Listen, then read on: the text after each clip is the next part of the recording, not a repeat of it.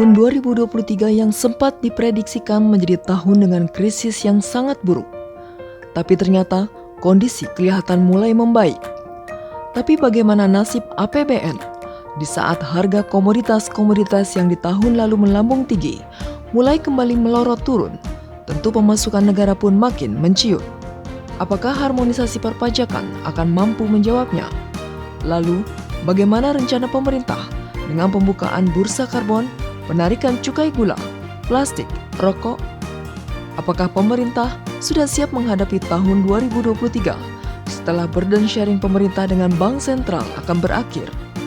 Bagaimana juga dengan subsidi BBM dan LPG yang terus saja membengkak? Berikut ini wawancara khusus dengan Wakil Menteri Keuangan Swahasil Nazara. Dari sejak kita mendesain APBN 2023, yaitu sekitar pertengahan tahun 2022, kita itu udah membayangkan bahwa ada beberapa hal yang memang kita di sisi penerimaan harus agak konservatif. Karena itu, waktu itu kita desain pajak meningkat, tapi tidak terlalu cepat peningkatannya. Satu, karena harga komoditas di 2022 itu sudah sedemikian tinggi, sehingga kita rasa kayaknya 2023 nggak akan meningkat setinggi itu lagi. Kalau dia bisa stay aja sudah luar biasa, tetapi kalau dia turun, nggak terlalu turun-turun banget. Karena itu kayak seperti ICP, kita membuat asumsi yang ya rata-rata tahun lalu sekitar $100, $105 per barrel, lalu kemudian tahun 2023 kita pikirkan sekitar $90 per barrel. Akibatnya penerimaan kita tumbuh, tetapi tidak terlalu besar, angkanya ada.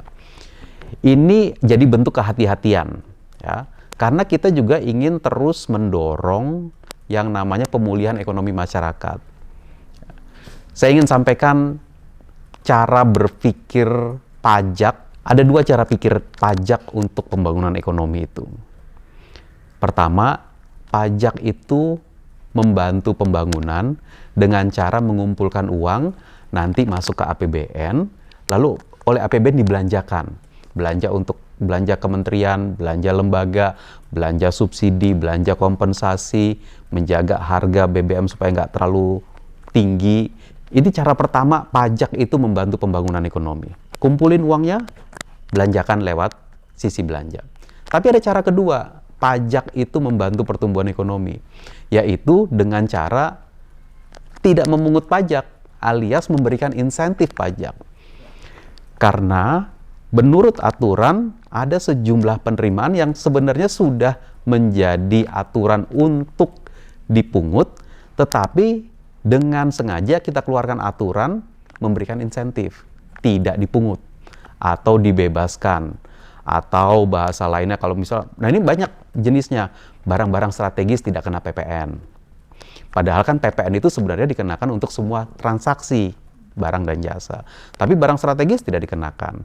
UMKM tidak ikut pajak penghasilan normal, tapi pakai pajak penghasilan final 0,5% dari omsetnya. Itu merupakan insentif dan banyak lagi yang lain-lain. Biasanya kalau pajak itu, kalau ada PDB, ya, kalau ada produk domestik bruto 100, tax ratio itu artinya yang dikumpulkan masuk jadi penerimaan, tax ratio itu sekitar, katakanlah gampangnya sekarang 10%. PDB 10%-nya jadi penerimaan negara, nanti keluar lewat belanja. Yang jadi insentif berapa? Sekitar 1,5%. Jadi 10% dikumpulkan, nanti dibelanjakan, 1,5% tidak dikumpulkan, tapi kita tahu uangnya itu ada di masyarakat. Dalam bentuk uangnya masyarakat yang bisa dipakai untuk konsumsi, bisa dipakai untuk investasi, dan yang lainnya. Nah, kalau kita ngelihat dua gaya ini, dua cara bagaimana penerimaan negara itu membantu pertumbuhan ekonomi, maka kita setel 2023 penerimaannya tetap tumbuh, tapi karena kita sangat terpengaruh oleh harga komoditas, tumbuhnya nggak terlalu tinggi, dan kemudian insentif tetap kita berikan. Nah, ini menjadi keyakinan kita bahwa penerimaan 2023 cukup konservatif, bisa kita kumpulkan, belanjanya nanti kita jalankan, tapi ekonomi, pemulihan, pertumbuhan kita teruskan. Itu dia.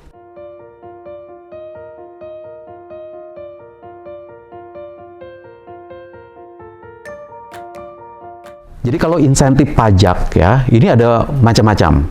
Ya. Ada insentif pajak itu yang secara peraturan ya memang udah jalan terus. Dari tahun ke tahun dia jalan terus. Seperti apa misalkan? Tadi saya kasih contoh pajak penghasilan untuk UMKM. Final. 0,5% dari omsetnya. Dia cukup membuat suatu proses pembukuan yang namanya proses pembukuan sederhana. Ya, sehingga dia bisa langsung apply. Selesailah ininya perpajakan. Biasanya itu kita lihat secara umum dimanfaatkan oleh banyak sekali UMKM. Sebelum COVID, 2,5 juta UMKM memanfaatkan jenis pajak ini. Setelah waktu lagi COVID, angkanya turun. Hanya sekitar 200.000. Jadi tutup, turun, dan seterusnya. Sekarang udah mulai meningkat lagi. Nanti angka 2022 kita keluarkan. Nah, tapi bukan hanya itu. Sejumlah barang strategis tidak kena PPN. Nah, itu banyak strategis kan, sembako itu termasuk barang strategis, kita beli bahan kebutuhan pokok itu ya nggak ada PPN-nya. Kalau untuk perusahaan untuk menggait investasi, kita punya yang besar-besar tax holiday. Jadi bisa dilihat tiap tahun berapa yang di spend, berapa yang tidak jadi dipungut, bukan yang di spend ya, berapa yang tidak jadi dipungut. Nah, tapi ketika COVID 2020, 2021, kita kasih insentif lebih banyak lagi. Kalau ingat, waktu itu, karena kita tahu perusahaan itu kesulitan cash flow, maka diberikan, kalau yang impor, itu harusnya kan bayar pajak penghasilan, istilahnya itu pajak penghasilan pasal 22 untuk impor. Kurangin. Perusahaan itu harusnya juga bayar pajak penghasilan yang pasal 25, yang bulanan. PPh masa sebutannya itu. Karena itu bentuk dari ya nyicil bayar tiap bulan, nanti akhir tahun dihitung berapa total yang sudah dibayar sehingga nanti kekurangannya nggak terlalu besar. Itu juga dikurangi. Dan waktu itu mungkin masih ingat ada PPN untuk mobil dikurangi, rumah juga sempat kita properti ya, kita kurangi. Tujuannya apa? Ini tujuannya adalah spesifik, insidentil, karena kita tahu pada saat itu masyarakat susah, tapi perlu yang namanya, istilahnya tuh kita kasih trigger gitu loh. Nah, waktu itu sempat kita lihat bahwa yang namanya otomotif itu stoknya banyak banget. Karena orang nggak keluar rumah, termasuk nggak beli mobil, stoknya banyak. Dan waktu kita bicara dengan perusahaan otomotif, dia bilang, kami nggak bisa mulai produksi karena stoknya numpuk. Nah, supaya stoknya numpuk gimana? Kalau kita kasih insentif, moga-moga laku lebih banyak, kami mulai proses produksi. Nah, proses produksi ini mulai, ya artinya ngambil tenaga kerja lagi, kan ini yang kita inginkan. Jadi ketika 2021 kita udah lihat bahwa kita udah mulai vaksinnya mulai ramai, lalu kemudian Delta kita kena, tapi Deltanya mulai turun di akhir tahun, udah kita berikan. Sehingga menjadi trigger untuk ekonominya jalan. Nah, yang seperti ini karena insidentil benar-benar merespons COVID, nggak lanjut. Tapi yang tadi reguler, yang UMKM, yang PPN dipercepat, ya, restitusi dipercepat, yang memang sudah reguler, yang ada dalam belanja perpajakan kita terus.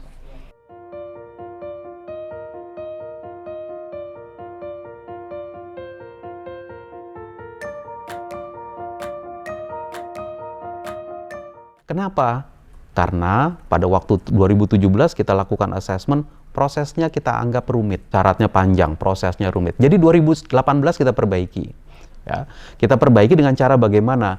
Kita perbaiki, kita duduk dengan Kementerian Investasi dulu, baru masih BKPM ya. Kita katakan bahwa kita permudah deh. Ya. Kementerian Keuangan akan mempermudah ini. Jadi mulai 2018 sampai dengan sekarang, cara mendapatkan tax holiday itu beda. Caranya bagaimana? Caranya adalah si perusahaan kalau mau investasi kan pasti ke Kementerian Investasi, ke BKPM. Kalau dia ke Kementerian Investasi BKPM dan jenis lapangan usahanya itu masuk di dalam KBLI-nya yang mendapatkan, kita bikin dari awal KBLI-nya dapatnya apa aja, dan kemudian nilai investasinya itu termasuk yang mendapatkan, ya, sekian ratus miliar, bahkan ada yang triliunan, makin tinggi, makin lama tax holiday-nya, otomatis dapat aja. Kita nyatakan otomatis dapat. Yang menyatakan itu Kementerian Investasi. Sekarang masuk di OSS. Jadi keluar izinnya dari OSS itu sudah dengan statement dapat diberikan tax holiday. Kapan dapat tax holiday-nya? Nah, kita tahu ya, perusahaan itu kalau lagi mulai investasi nggak punya profit, punyanya cost doang. Ya nggak apa-apa, dia pasti nggak bayar pajak. Tapi ketika dia mulai beroperasi komersial, nah ini baru mulai punya untung, mulai ada pajaknya. Jadi ketentuan kita mengatakan kalau perusahaan itu sudah mulai beroperasi komersial dan dia waktu lagi minta izin adalah berhak mendapatkan tax holiday, waktu dia mulai beroperasi komersial, dia lapor aja sama pajak.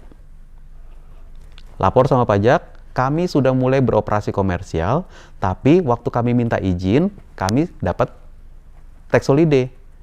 Nanti apa yang akan dilakukan pajak? Pajak hanya akan melakukan mengecek kepada perusahaan itu. Betul nggak nilai investasinya ini seperti sejumlah yang waktu itu dimintakan izin. Nah, waktu minta izin dia bilang nilai investasi saya 1 triliun. Nanti waktu dia mulai beroperasi komersial, pajak ngecek aja. Kalau benar-betul 1 triliun, ya udah dapat tax holiday seperti yang dijanjikan di depan. Jadi sekarang mulai 2018, 2019 kita kena COVID, 2020 sampai dengan tahun lalu 2022 yang mendapatkan tax holiday secara izin itu udah lebih dari 100. Tapi kan kemudian dia bangun dulu nih. Nah, nanti saya tunjukkan statistiknya, berapa yang sedang membangun ini, yang betul-betul membangun. Ini ada sebarannya seluruh Indonesia. Nah, kita harapkan bahwa kalau udah minta izin ke BKPM, janjinya mau investasi 1 triliun, 10 triliun, ya jalankan aja. Nanti begitu mulai beroperasi komersial, minta aja sama pajak, tolong saya dicek. Ya, kalau istilahnya diaudit. Ya, tapi sebenarnya bukan audit yang audit untuk ngelihat aja, bener nggak 1 triliun nilai investasinya? Bener 1 triliun, ya dapat.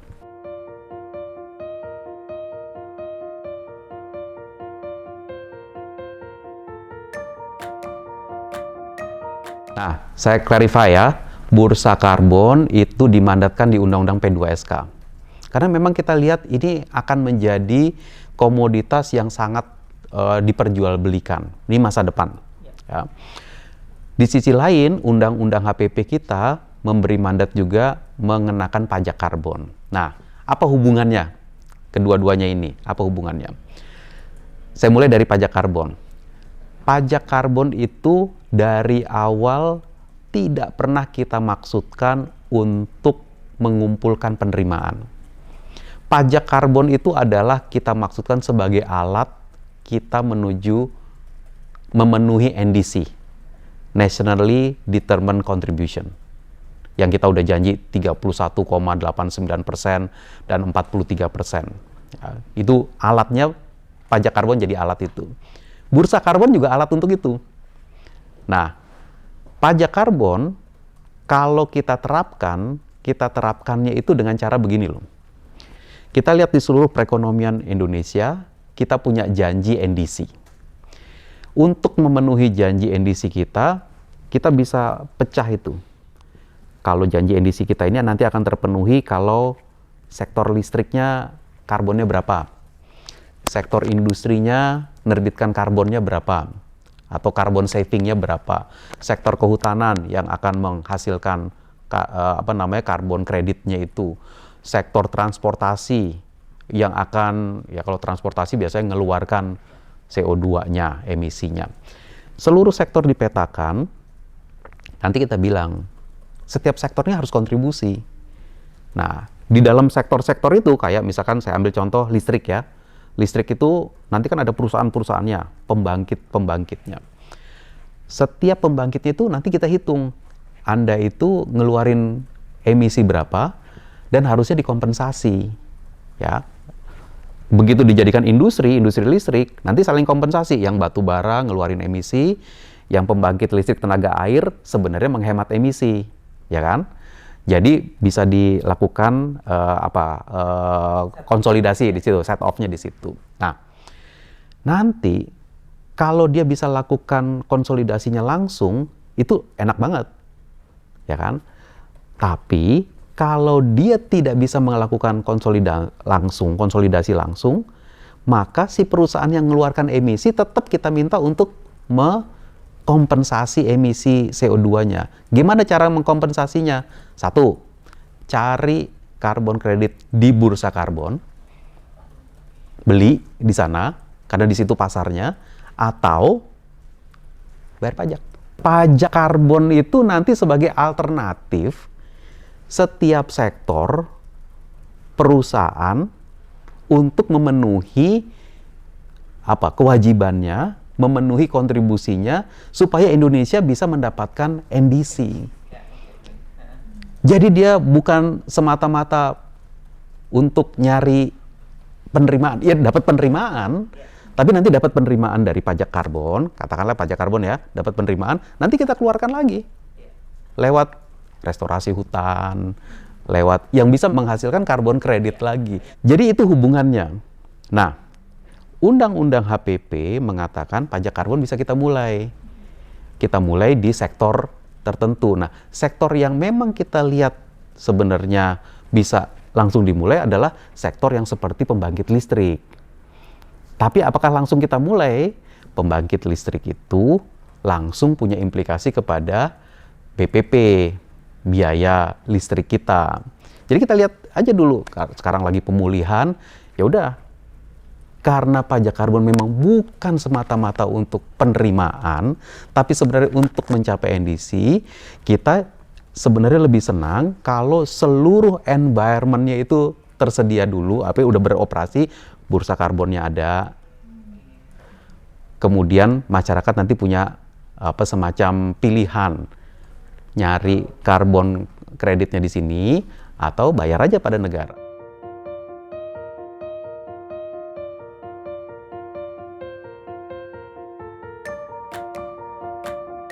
Kalau PLN sih siap, karena dia pembangkitnya, dia punya daftarnya satu-satu. Di setiap pembangkitnya itu kita tahu persis pakai batu bara berapa, menghasilkan outputnya berapa, sehingga CO2 emission-nya berapa, itu ada. Ya. Nah, bursanya, ya, untuk bikin bursa yang diberi mandat adalah OJK. Jadi OJK lagi kerja ini sekarang nih, lagi ngeliat gimana sih cara bikin bursa itu. OJK itu kan juga adalah regulator dari bursa saham kita. Jadi dia punya pengalaman itu, membuat bursa saham, meregulasi bursa saham. Sekarang diminta menyiapkan environment, seluruh aturan regulasi untuk bursa karbon. Saya tahu di OJK ini seru pembicaraannya, dan moga-moga sedikit demi sedikit ini ya, kan seluruh peraturan pelaksanaan dari Undang-Undang P2SK itu diminta selesai kalau bisa dalam waktu 6 bulan. Ya kita selesaikanlah tahun ini.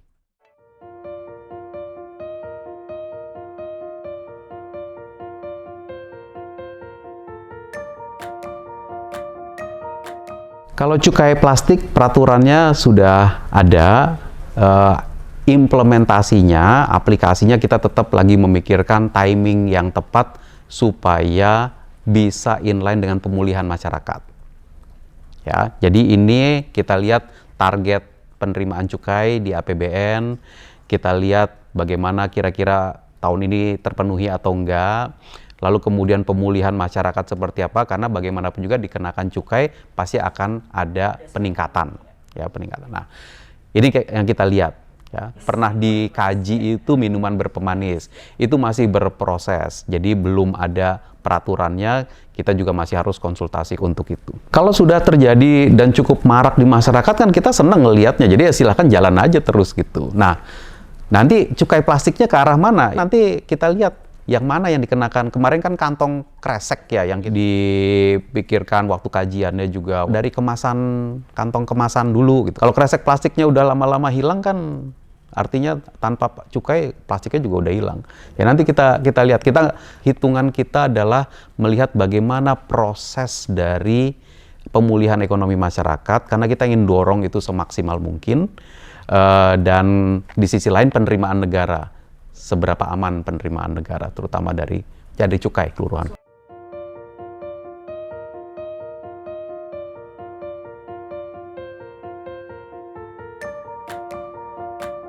Nah ini kan jadi gerakan yang harus kita perhatikan dengan seksama karena kita tetap menginginkan kalau di Indonesia bahwa GDP-nya tumbuh. GDP tumbuh itu berasal dari mana? Dari konsumsi yang tumbuh, dari investasi yang tumbuh. Nah, investasi yang tumbuh itu salah satunya dipengaruhi oleh suku bunga. Juga kita mengharapkan dari ekspor yang tumbuh. Ekspor fungsi dari apa? Fungsi dari income-nya negara-negara pembeli produk ekspor kita dan fungsi dari berapa yang kita ekspor dengan harga berapa. Nah, jadi keseluruhan ini selalu kita petakan, kita perhatikan terus-menerus, kita tiap bulan menyampaikan kepada teman-teman media pemahaman Kementerian Keuangan mengenai kondisi yang terjadi. Jadi kita perhatikan aja terus, nanti dari waktu ke waktu teman-teman media dan masyarakat bisa memperhatikan terus, oh seperti apa perkembangannya. APBN kita 2023 itu kalau dilihat belanjanya sekitar 3.060 something triliun kalau saya to be exact. PDB kita 2023 kita perkirakan bisa sampai 21.000 triliun. 15% dari seluruh total PDB itu belanja negara, 85% lagi siapa yang bikin?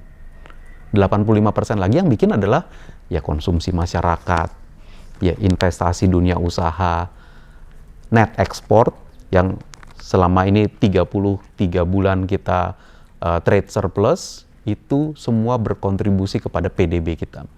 Nah ini yang kita harus jaga. Kita jaga masyarakat tetap bisa konsumsi, dunia usaha bisa tetap investasi, terus para pemain ekspor bisa tetap ekspor, kebutuhan impor ya kita jalankan. Yang harus diimpor. Tetapi kalau ingat beberapa kali Presiden kita kan selalu bilang, gunakan produk dalam negeri.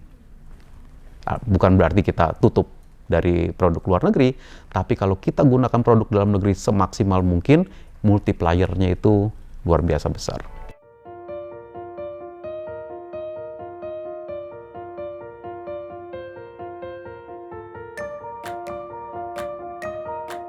Intention ya, saya uraikan intentionnya. Coba deh kita lihat, Indonesia itu Undang-Undang Dasar kita bilang bumi, air, dan kekayaan alam. Ya, sumber daya alam itu luar biasa.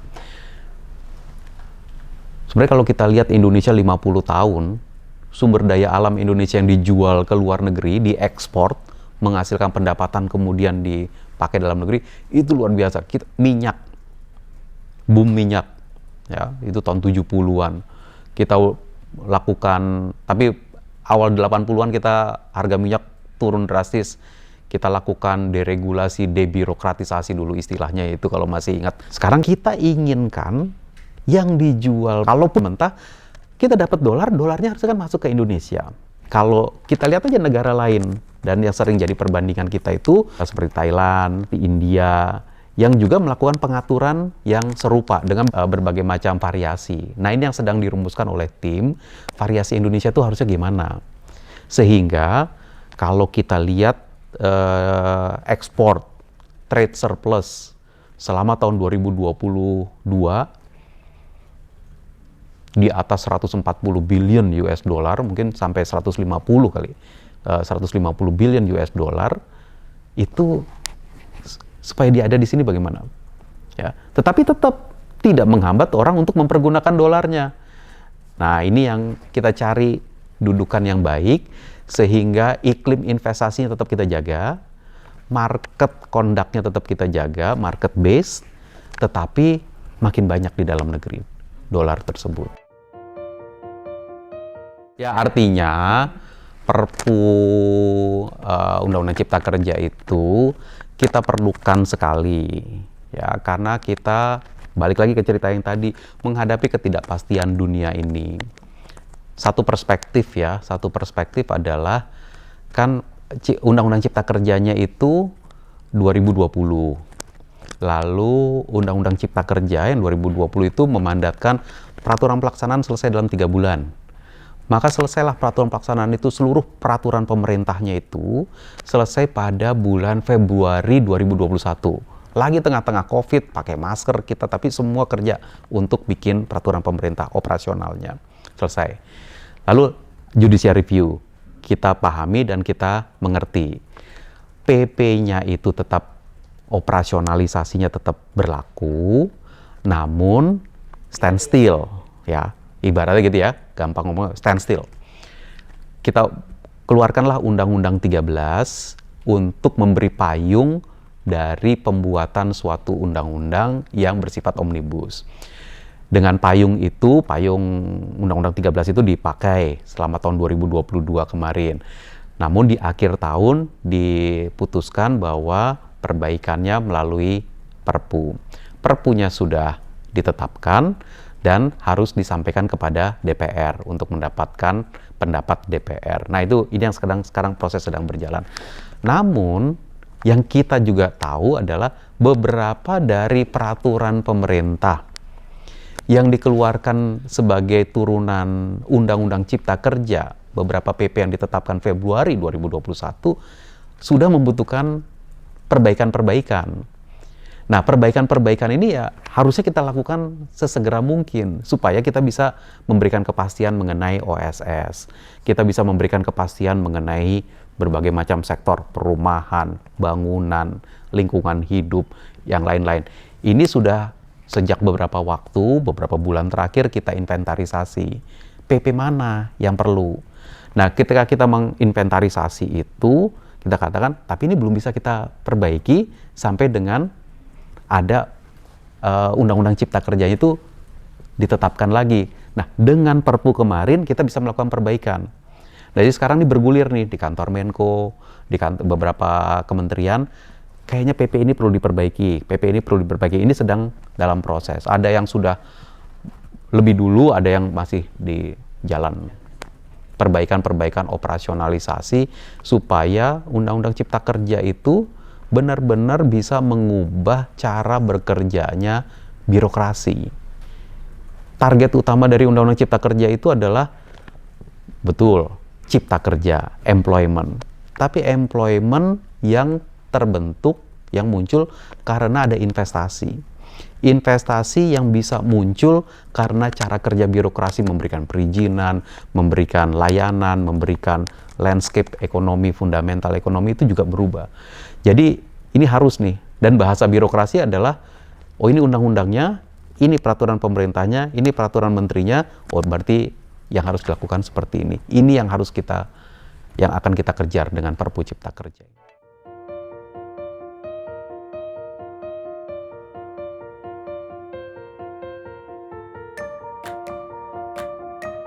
Saat ini kita nggak menjalankan burden sharing, ya, dan untuk itu kita betul-betul menghitung dengan teliti, dengan detail, ya, berapa defisit kita. Makanya defisit nggak boleh gede-gede.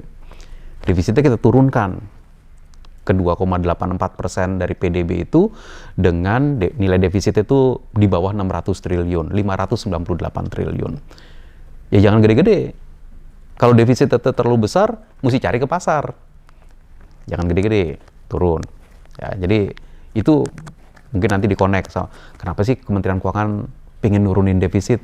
Supaya nggak besar. Karena kita betul-betul sekarang akan pergi ke pasar seperti halnya sebelum COVID. Nah, jadi kita hitung dengan betul-betul dengan teliti berapa utang yang jatuh tempo tahun ini. Kalau utangnya jatuh tempo, bisa aja kita refinancing. Berapa yang betul-betul defisit baru, tadi 598 itu. Jadi berapa kita harus ke pasar? Nah ini yang kita diskusi terus dengan pasar, dengan sektor keuangan. Siapa yang beli bonds kita? Nah ini teman-teman di DJPPR itu melakukan assessment ini dengan sangat detail, dan so far kita yakin bahwa itu bisa kita lakukan. Di samping itu, kita juga memiliki kehati-hatian, kesiapsiagaan, kehati-hatian dari sejak tahun lalu. Kita tahu persis, tahun 2023 ini nggak ada burden sharing. Maka dari sejak 2022, kita melakukan akumulasi cash. Itu yang muncul dalam bentuk silpanya sekian ratus triliun, salnya pemerintah sekarang sekian ratus triliun.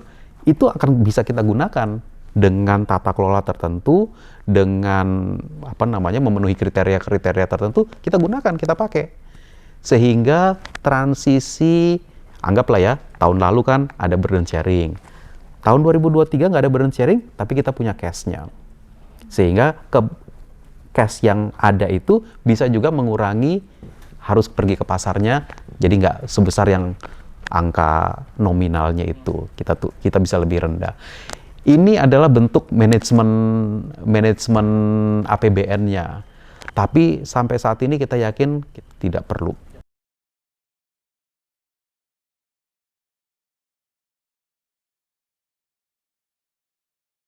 Subsidi idealnya kan memang harusnya kita berikan kepada yang membutuhkan.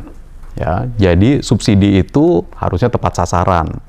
Ya, tapi memang BBM kita itu kita udah kadung sebutnya subsidi. Ya udah nggak apa-apa. Penugasan kepada PLN, kepada Pertamina. Ya.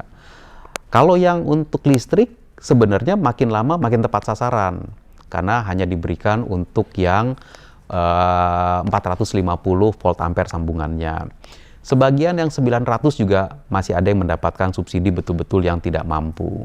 Sekarang PLN juga terus mempertajam datanya itu. Bahkan sekarang itu kalau mau mendapatkan insentif, PLN itu ngasih insentif untuk 450. Dalam pengertian 450 yang mau pasang, bisa kita kurangin biaya pemasangannya selama adalah tercatat dalam data terpadu kesejahteraan sosial dalam DTKS. Itu kan bagus, jadi lebih tepat sasaran dia. Jadi nggak semua orang minta terus dikasih gitu. Nah itu kan baik ya. Nah tapi kalau untuk kendaraan bermotor, nah ini belum, cara tepat sasarannya gimana? Kita tanya terus kepada Pertamina, bisa nggak dibuat supaya lebih tepat sasaran? Yang menerima itu adalah, menerima subsidi itu benar-benar yang tidak mampu. Nah ini kan banyak ide yang berkembang dan beberapa dicoba, ya silahkan aja. Nah tetapi kalau tahun 2022 yang lalu, kenaikan subsidi kita dan kompensasi itu adalah karena harga minyak yang tinggi sekali. Jadi kita bayar selisihnya kepada PLN dan Pertamina. Ya nggak apa-apa. Kita dapat pertumbuhan tahun lalu 5,3%, ya sebagian karena harga energinya murah. Karena ada 551 triliun dari APBN, nggak apa-apa. Ya, 2023 bagaimana? Kita lihat bagaimana nanti harga BBM-nya, bagaimana harga ICP-nya, pemulihan ekonomi masyarakatnya, kemampuan masyarakatnya. Tetapi dari waktu ke waktu kita menginginkan subsidi menjadi lebih tepat sasaran.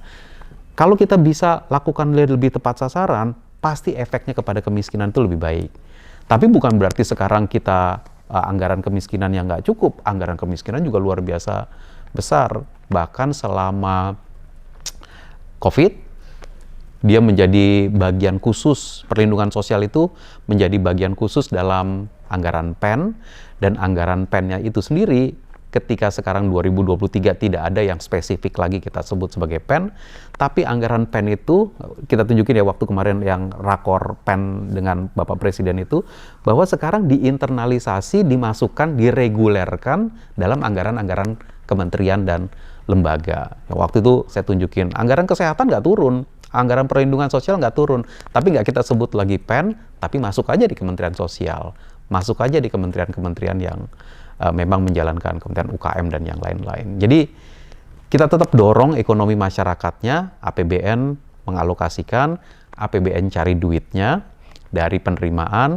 ada yang dikumpulkan, ada yang nggak dikumpulkan, tapi tujuannya adalah supaya benar-benar kita bisa dapat PDB yang lebih tumbuhnya tuh benar-benar semaksimal mungkin yang kita bisa dapatkan. Tapi jangan salah, APBN hanya sekitar 15% dari seluruh total ekonomi Indonesia. Jadi selalu pertanyaannya buat kita, bagaimana belanja yang 15% ini bisa mengenerate 85% yang paling maksimal. Selalu seperti itu.